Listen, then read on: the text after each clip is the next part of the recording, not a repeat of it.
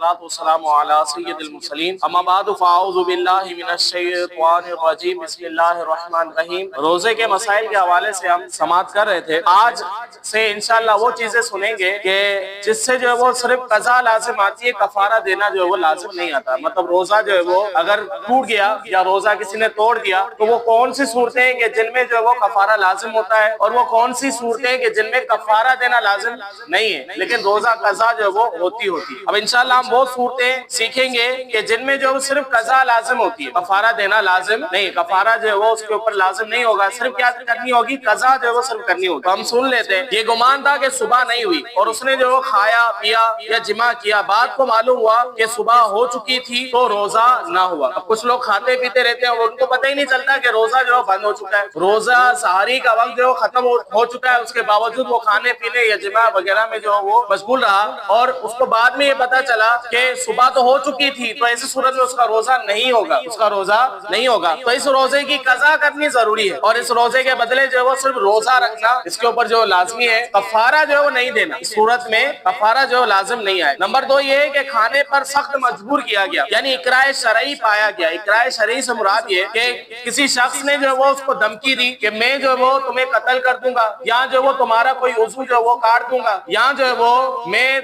مطلب یہ دھمکی دے رہا ہے کہ میں ماروں گا، اور دھمکی دینے والے پر جو وہ ہمارا یقین ہے کہ وہ ایسا کر دے گا، تو پھر ایسی صورت میں اگر کوئی شخص روزہ توڑ دیتا ہے تو اس پر بھی قضا لازم ہے لیکن کفارہ لازم نہیں، کفارہ لازم نہیں ہوگا۔ تو کھانے پر سخت مجبور کیا گیا، اقراء شرعی پایا گیا۔ اب چونکہ مجبوری ہے لہذا خواہ اپنے ہاتھ سے ہی کھایا ہو، صرف قضا لازم ہے، کفارہ نہیں ہے لازم۔ نمبر 3 یہ ہے کہ بھول کر کھایا پیا یا جمع کیا، یا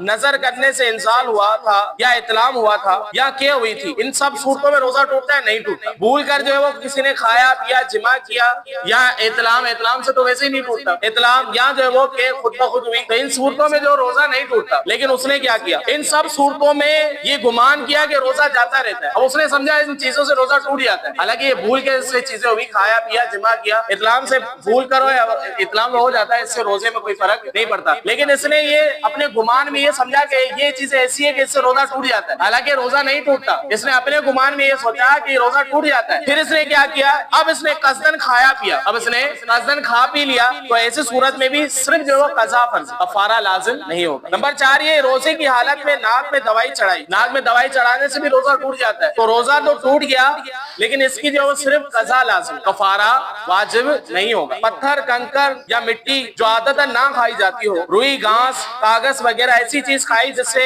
لوگ گن کرتے ہیں، ان سے بھی روزہ تو ٹوٹ جائے گا مگر صرف قضا کرنا لازمی ہے، کفارہ واجب نہیں ہوگا۔ بارش کا پانی یا اولا حلق میں چلا گیا، روزہ ٹوٹ گیا، قضا جو ہے وہ